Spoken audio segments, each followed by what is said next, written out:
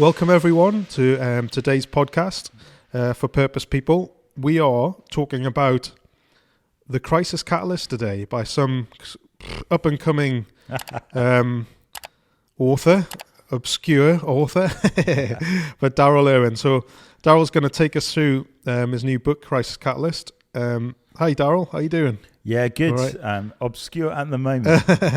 We'll see where it goes. Up and coming. That's a good one. So The Crisis Catalyst, quite a catchy title. Yeah. But I've read it and it's great read. But how was this birthed? So was it birthed in a crisis? Well, you know what? It's one of those things. I think you live in life as an entrepreneur. I know how to live or learn how to live in the ups and downs and realize that your successes can be celebrated, but there are also lows as well. And it's learning how to live in between. And I think what you recognize is, having done it for many years now, is you recognize patterns and cycles. And I realized that some of my biggest decisions that I've made has often come through crisis. And crisis isn't like, oh my gosh, it's the end of the world. Yeah. A crisis could be just something happens and you don't know how to fix it. So you don't know what the answer is. Yeah. How it was birthed is I made my own crisis way back in 2001, where I literally walked from my job. Yeah. And that forced me making a lot of decisions that took me into purpose. So when I initially think about the crisis catalyst, I caused my own crisis. Yeah. For everybody that knew me, thought I was mad and caused the crisis, and I didn't need to do it, but I did need to do it in light of my story. So you could say, is it a lifetime's work? Well, certainly 20 odd years in the making, I'd say. So would you say how you respond to a crisis then and how you respond to it now is very different? Yeah, I would say the crisis catalyst gives you a pattern to be aware of when you're going through a crisis. Yeah. And having figured that pattern out, and that's why I put it into a book, it actually gives you a formula, so to speak, of how to ride through and see the process through. So there are obviously 8 steps that we'll talk about in a minute, but knowing when a crisis comes, you know where you are on the cycle. And a bit like the grief cycle, people go through different emotions, different things, overcoming the initial shock of someone dying. Yeah. And then obviously there's a transition at some point where they move beyond that place of, they get the memories and the hope is restored. It doesn't mean to say that you lighten the actual thing in the first place, but you begin to live through it. You have your up days and your down days, but there is a certain pattern. I think, like there's anger, there's remorse, there's, all kinds of things that people go through in that process. And it's the same with crisis. And, not exactly the same in terms of mechanisms, but that's what I've discovered. And that's what we're here to. So when you say it's a catalyst, I know we're going to go into a little bit of the book, but when you say it's a catalyst, is that a catalyst for something good? Yeah. So what I would say is that when crisis happens, we often hide from it. So the crisis will happen, and we almost live straight away in denial. We don't want to, like, oh my gosh, this has happened. Yeah. The catalyst is seeing the crisis as an opportunity to change, rather than seeing it as a place to terrify it, and essentially it's a place of paralysis. Yeah. So when crisis comes, it's seeing it and go, okay, where's the opportunity in this? Sure. And that's definitely a mindset thing. Yeah. It could be. This is not to sound crass, but like, let's say you crash your car. It's a crisis because you've got to pay for it, right? But the positive thing is, I can upgrade my car. Now, it's not that you deliberately crashed it because you want to do something dodgy on the insurance, but what it's done is it's approaching that and saying, well, I was thinking about getting a new car anyway, so maybe this has forced me to make those decisions that I was delaying. Yeah. That's a positive mindset on something that is a negative happening. So apologies to anyone that's had a car crash and whatever, but I'm just using that as an example to say, it's when the crisis comes, it's seeing the opportunity. Or for instance, you lose your job, and the job, you lose your job, and you're like, oh my gosh, it's the end of the world. I wasn't expecting it. Yeah. You may have done something wrong, or you were made redundant, or something changed. Rather than see it as the end of the world, it could be the beginning of something new. So that's kind of where. That's good, because crisis will come, won't it? We're all going to face it. Yeah, exactly. And so for a life of an entrepreneur, so to speak, is or you're a business leader, or you're trying to be a disruptor in your company or whatever, you're almost engineering crisis as a disruptor. You know, it'd be you bring a new hire in that upsets the team when you could just decide not to grow. You might, as a company, you've got a product and you choose to go into a new market. You know, people would say, well, why don't you just leave it as it is? Well, ultimately, if you want to grow, you might have to step into somewhere which is completely outside of your comfort zone that causes crisis within the team. So I think there's crisis that you can be completely in control of, and there's crisis that that happen by surprise. But I guess where we are with the crisis catalyst is rather than react, we learn to respond. Okay. So it's not panic. It's like, okay, I'm in this, but how do I get through it? Yeah, good. So in the book you just mentioned the grief cycle there, but you also, in the book, you talk about the actual crisis cycle. Yeah. And you've actually got a cycle of what happens in it, which is quite good, because you can actually check where you're at in your crisis. Yeah.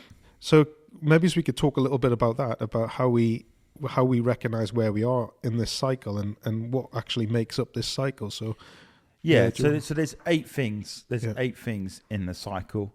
I'll try and do it from memory. If I get it wrong, you can tell me. But the first, no pressure. No pressure. Here we go. So the first one is crisis. Yeah, correct. The second one is essentially shock. The third one is essentially, hang on. So we go on shock. Then it's stretch. Good. Yeah. Then it's pain. Then it's push. Yeah. Then it's light. Yeah. Then it's flow. And then it's grow. Good.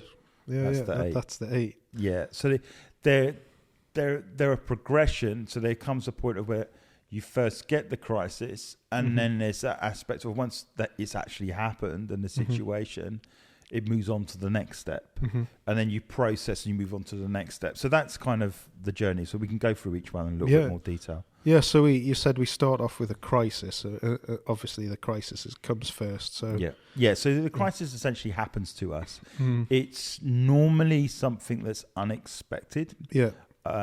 It's essentially we haven't planned for it, and it feels like a crisis because we don't know the answer immediately in how to solve it. So that's what I mean by crisis. So, you know, if it was planned, it wouldn't be so much of a crisis. It might have been a pain or it might be frustrating, but I kind of planned it. So like if I decide to move house and I've decided to move house, then I can plan for it. Okay. Whereas if you're living in rented accommodation and someone just gives you a couple of weeks notice, that's a crisis because you didn't plan for it. And that's the definition. So crisis essentially is the admission that it's happened. Yeah. Because I think that we have to admit that there is a crisis. And then it's like how we react in the middle of it that's the first step. Well, that's good. Do you think we have does our personality play a part in that initial reaction, or do you think you can react a specific way? I think people react, but I think personality, we react differently. So if you're a fixer, which is a bit like me, I want to get the solution almost immediately. Yeah. I think if you take a lot of time to process, you might just want to retreat. Yeah. And go to a room and meditate and figure it out. And I think the reason why I wrote the book is because I wanted to encourage people to say, look, it doesn't matter what personality you are, but there is a pattern or a theme. Now, you can spend as much time as you need on each of the areas, but there comes a point in time, whereas if you want to move beyond it, you do have to move to the next step. Yeah. You know, it's like, I was saying the story, we were in the process of buying our, where we used to live, and the crisis came because somebody that gave their word to us, that absolutely promised us that this is their word, changed their mind. Yeah. You know, and the reality of that situation, that was the crisis. And immediately I'm like, right, we've got to find somewhere else straight away. But I had to process it, you know, and I had to deal with it. And obviously someone changing their mind or changing their word, so to speak. Yeah. You don't want to react out of anger, but that was certainly one of the first things I was thinking. Of course. But I needed to process it. And going through it, I went round the wheel. Yeah. You know, so sometimes you can get stuck on crisis, but in order to change it, you've got to then put in place what takes you from crisis to something greater. And I think the hope, what I want to instill for people is this. In the midst of crisis, going through the right patterns, you eventually end up in a much better place. Okay. You know, and that's hard, and you can't always see the end goal. Mm-hmm. But if we all reflect back, when we've been through a crisis, often we've made some of our best decisions as a result of it. So you think about it and you go, oh, it wasn't the end of the world. Yeah. Because I remember this crisis or that crisis I had, and everything changed. You know, like you might have been at university and didn't complete the course. And everyone thought you were mad that you walked, and then you go and choose to do another job, which is really exciting and invigorating. And you've completely moved on. You've even forgot you went to university. And yet, had you stayed, you might not have taken the opportunities that you have. So, yeah. Can you make a decision, do you think, on the wrong part of the cycle? So say if you make your decision, like you said, you have your crisis and you react. And depending on your personality, do you think there can be a point in the cycle where you actually are not in the right place to make a decision? I think the cycle in itself walks you through the process of what you're experiencing, and at certain levels you will vacillate. So we'll get there in a minute, but one of them stretch. Right. And where you're trying to make a decision but not completely certain, that's where stretch comes in. Okay. So we'll go. I don't give it away. We try and do it in order. Okay. Yeah. But yeah. So I would say the biggest thing for us to admit sometimes to ourselves is we actually are in a crisis, and we need to deal with it. So we've suffered the crisis, the first part of the cycle. Then you talk about we go into shock. We have the shock part. What does that involve? So shock. So if you ever had an accident, you know, I've played football for many years. You might do a bad tackle, and it's an impact. And initially, you don't feel the impact of the injury. So I remember the one time when I had long hair and I put it up in a bun, like up high, and people would say I probably deserved to be tackled badly, but I was tackled badly, and I rotated my entire body on my left knee, and then hit the floor. So I was tackled from behind, bad tackle, didn't get sent off, but that's another story. And I immediately then got up to carry on as if nothing happened, because the shock, I couldn't feel the extent of the damage that had happened. I was so focused on I'm going to try and win or going around, and this guy's just taking me out. So I get up, and then it felt like the most searing of pains, and I looked down and my knee was double the size. And often when we're in shock, is we're trying to move on straight away, and we can't feel. And another way is that you know, it's documented that you have the accident, the shock is there, but you can't feel the pain, and then it begins to subside, and you start to feel the situation that you're actually in. It could be some bad news that you're just in shock. You just can't process it. It's like, And I remember when Claire handed me the notice letter from somebody that had even had the meeting the week before, I was in shock. I'm like reading it, and I'm like, is this real? This is completely against what was agreed. Yeah. And we've not done anything wrong. And you're having your home ripped out from underneath you, aren't you? Yeah, because then you're in shock because you can't process. Well, we've got to find somewhere to live. Where are we going to go? Are we going to find anything better? You know, oh my gosh, you know, what do we do with all this stuff? So, but before you get to that, before you get there, there's that, I can't quite process this. I'm going to have to go for a walk, or I'm just stunned. Yeah. You know, so from crisis, shock is a very real thing, and it's to recognize that shock happens. Yeah. The fact that you're stunned isn't that you're not prepared or you're not planned enough. It's life happens. So you have to deal with it. Yeah, that's great.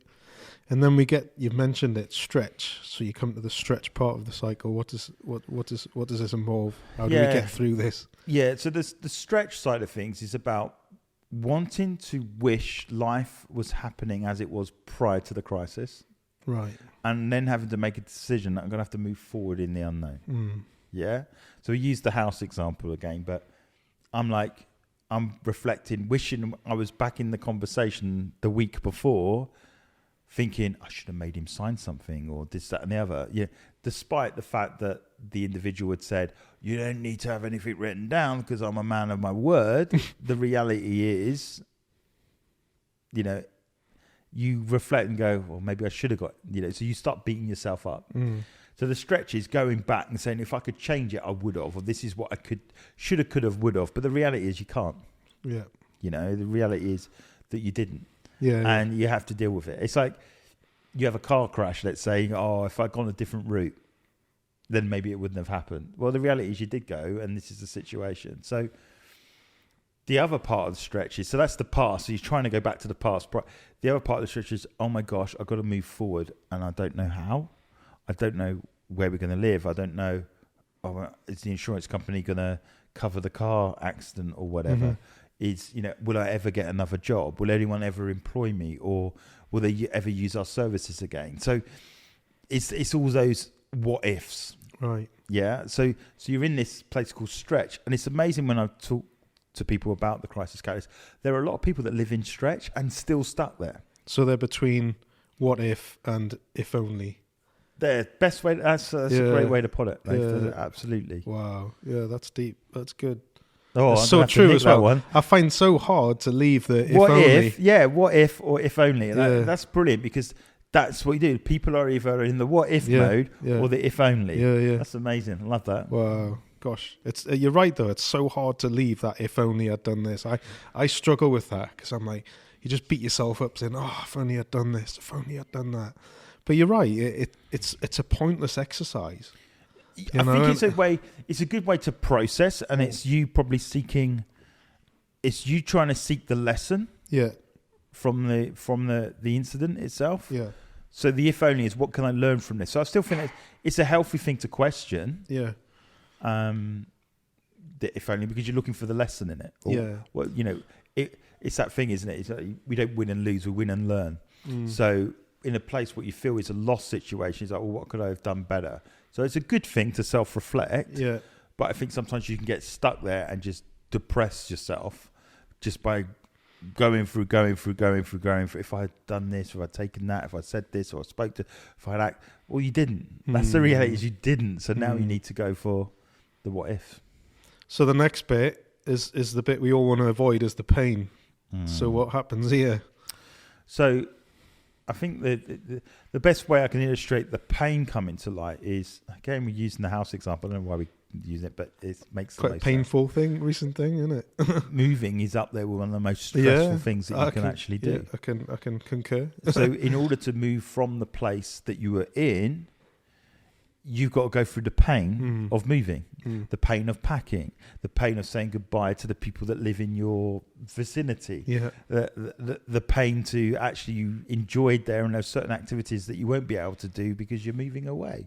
The pain maybe of spending more money in petrol because you're moving further away. So there's pain has to be endured. And I use the example in the book as a runner.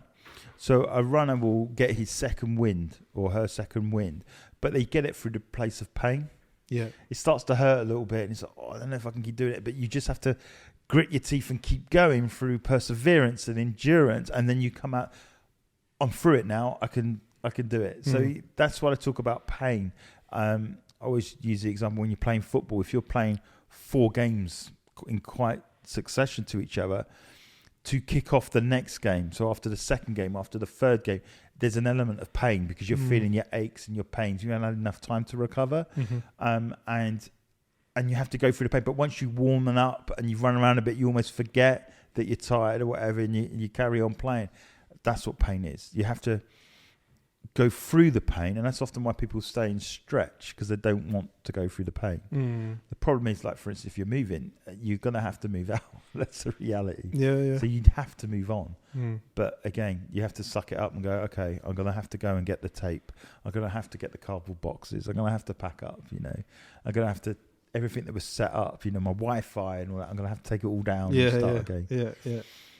So we push through the pain, I guess. Is that the next? So that's why it's closely linked. Yeah, so you have to push. Yeah. And there's that element of push where you realise that you've made the decision, you've endured the pain, and now you need to push towards something better. Yeah. And it's a pushing away from something. Mm-hmm. So you're almost like pushing it back. Yeah.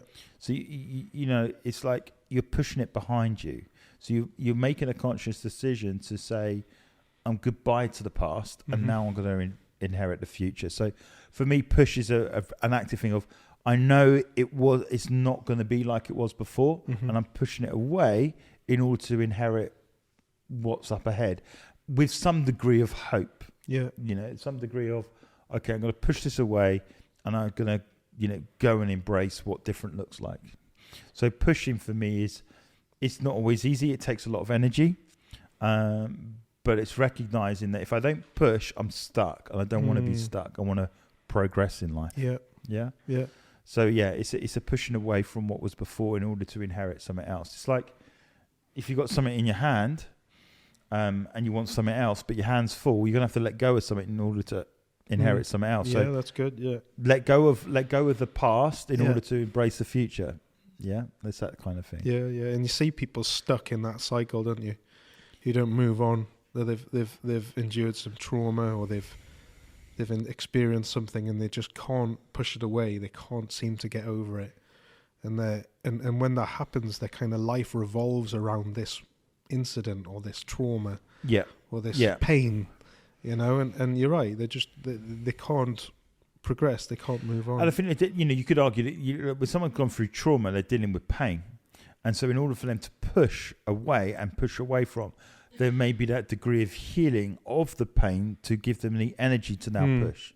So when someone says, "Oh, they need to get over it," they haven't had enough time to overcome the pain and process the pain. And you can say, "Oh, well, you should be beyond that now." Well, actually, if it didn't happen to you, then you don't know how much. So would you pain. say they're still in the stretch period where they're kind of processing what they've been through?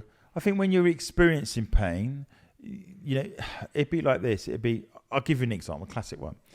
My mum and dad, I was playing with a knife and I cut my finger. Just like a little scar on my finger. I cut it with a penknife. I was making bow and arrows and I slipped and I cut my finger. We went to the hospital and they had to have a tetanus shot. My mum and dad, as funny as they are, decide to make the doctor laugh as he's injecting me. So he snaps the needle in my arm. And I'm like, thanks, mum and dad, that really hurt. And they're all laughing like nothing's happened. So he goes, I'm going to have to give it to you again because I'm not sure you got it in. So he injects me a second time with a tetanus jab. So now I have 2 tetanus jabs. I wake up in the morning, my arm is solid. I can't move my arm. So I've gone from a cut on my finger that hurt with a little stitch or whatever to I can't move my arm. Now, to move my arm was really, really, really painful. But I had to keep moving it through the pain in order to eventually be able to move my arm again. Because to keep my arm like this and saying it's painful forever, I couldn't do anything. I couldn't play football or whatever. So at some point I had to move my arm, which was painful. But eventually I was able to go back to normal. So that's what I'm saying. Sometimes through the pain, there is that process of healing that allows us to eventually push away. And it's what happened is it was hurt, but I got more tolerant of the pain, so to speak. So I could go from there, then I could go from there to there, and eventually I could go from there to there. So it still hurt, but it was getting better to move it. And I think that's sometimes what happens in pain. It's still painful to move away, but through the process of healing, you gather the energy and strength to move beyond it. Yeah. And I think a good sign of someone is healed from their pain is they can look back at it without the emotion. Yeah. So it doesn't break them to tears all the time. Every time they talk about it, they can talk about it as if in the third person. And we can help people through this. And that's stage, it. Yeah. Can't we as well? You're not on your own in this. Take your trauma to a testimony and show people there is a way through. 100%. Yeah. Oh, that's good. So we push, and then we see some light on the cycle. Yeah. Yeah, and I think that's the thing. So for me with the house situation, the pushing was combing Rightmove forever. Yeah. I told you we looked everywhere. Yeah. I mean, if you want to buy a house in Ireland, my God, the house I saw was that was a beaut. Yeah, it was just insane. And the point of it is that it might take you here, where, everywhere to explore and push. But in that process of push, you're starting to see other opportunities. Mm-hmm. And I think the upshot of that is eventually you settle with the solution of what the future could look. So for us, we actually found somewhere to live, which is why we're here where we are. And because when we came in and we had to look round, we then got more excited about here than where we'd come from. Yeah, we'd lost an opportunity, but all of a sudden we're going, but there are possibilities here that we wouldn't have had over there. And all of a sudden it's now I can see the light. So I'm willing to endure everything we've gone through, because now we're like, you know what, we've moved on. We've gone beyond that because we're going to inherit something much better. And I think that's where you see the light, is because you see hope. You see that as you've pushed beyond, you're starting to see what the end looks like. And you feel, oh, you know what, actually, this is like the best thing that could have ever happened. Because, you know, let's say the individual that you're dealing with is selling you the property, and then halfway through having paid solicitors and everything, and they changes his mind. Do you know what? That's going to cost me even more money. So actually, maybe it was a blessing in a strange kind of way. Sure. Yeah. Brilliant. So we're on a 7th part of the cycle out of 8 now, and you talk about being in a flow. What do you mean then? So flow is often talked in, I don't know if you heard about when you're working and you just hit that gusher, or you're doing something where you're in the zone. You know, a runner would talk about it, that they're in, you know, they hit that thing where they're not even really, it's almost effortless. They're just running, and it's easy. You know, they've gone through all the things, and they're just running and flowing. And I think that flow state could be a musician that's writing, and they just writing songs. It could be a presentation or a talk, and all of a sudden they just carried the crowd. They're like in their zone. They're answering questions. They're not giving it too much thought. They've forgotten that there's cameras. There's a crowd. They're just in their zone. And I think for me, flow is where you've made the decision. Everything's starting to work, and you're starting to build towards where you want to go. And I think in line with purpose, that once that crisis has happened, flow is where you're hitting the place where you need to be, and you're flourishing and you're flowing, and you know this is what's it about. It's a good place to be. 100%. But you know, like for what, go back to the move as a scenario, there was a point in time where everyone's pushing in the right direction. We're all moving. You know, we've accepted it's going to be a pain and this, that, and the other, but we're moving in, and we've got people coming over, and other people are going. Now you're in your flow. You know, it's feeling like a home again. You know, and you've moved, but you're meeting the neighbours and whatever else. It's like life. There's life after the crisis now. So I think that's what flow means. And finally, we grow. Yeah, and this is the thing that I think when we go through crisis, we often forget. And a coach of mine, a guy called Graham Orange, talked to me, and he said, you don't record your wins enough. And that growing part is about recording the win when you get through the crisis, because it provides you with a reference point that if when you hit the next crisis, you got through the last one. So for me, it's about the growing part is, what did you grow, and how can you show it to somebody else? How can you show that this lesson or that journey that you went on, that you can tell someone else they're going to be all right? I remember your situation, because because we went through it after you. I'm still in the stretch. But can you remember when you said that you wanted to move or whatever? Yeah. And then when we went through it, you said, yeah, but it was going to work out. Yeah, you did. And I remember having a conversation with you saying it's going to work out. Yeah. And then you were telling me. You reaped what you sowed. Yeah, but you were telling me it's okay. You know, the guys messed you around, whatever, but you will find somewhere. Yeah. And so, but it was based on your reference point of the stuff that you learned to get to where you needed to get to. That's true. No. You know, and so for me, that ultimately is that when you go through that cycle, it's wasted if you stop at 7. Yeah, it's pass on 8, which is giving people the insights that you learned, storing it up, so when you go for the next crisis, you go, so I quit my job, and it somehow worked out. I was given notice on the house that wasn't expected, and somehow it worked out. That gives you confidence then in the future, that when you are faced with something, you now see it as an opportunity and not a, you know, it's not cataclysmic. It's a catalyst, and I think that's the difference. No, brilliant. And that was a very basic summary, wasn't it? Yeah, of the course, book. yeah. I mean, this is a meaty read. Eh? It's not, you know, it's brilliant. But that was a very basic summary of the book. So I would highly recommend it, because you will go through a crisis and you will suffer in times in your life, and you know what? It's good to identify where you are and where you can get to. That it doesn't have to be a perpetual thing. You don't have to stay in one place. You can move forward, you know, and you can actually make it into a positive. Yeah, you know? and that's the key point. You know, it's sometimes crisis comes and we think, oh, is it because of, you know, I'm sure there's always things that we can do better, but the reality is learning that when crisis happens, I know now how to get through it. Yeah. And I know there's a process to get through it. And I think, you know, life as a business leader or an entrepreneur or even a business owner, you know, some things are outside of your control. A pandemic is outside of your control. Yeah. You could do as many risk analysis as possible. Mm-hmm. That wasn't on one of them. Mm-hmm. In fact, the insurance companies that are out there had no insurance for this kind of eventuality. So you can't predict everything, and hence why we experience crisis. So, brilliant. Yeah. So do you want to do a shameless plug? Shameless plug. Where can we pick up a copy of this? Because I assume you do an e-copy as well as a hard copy. So you can get it on Amazon as an ebook. I can't remember if we've got it on there as a physical book on Amazon, but you can buy the physical book through Creation's website, which is creaion.co.uk. Yep. It's there. You can click and you can buy, and then we'll post one out to you. But for me, it's writing a book is not easy, but it was a really, really cool process. There's a story in there of a dear friend, Carmelita, that was the one that challenged me to write the book, and without her and her husband that encouraged me to say, here's how to do it, I don't think it had ever been written. But yeah, so big thanks to them. But yeah, I recommend you get it, of course.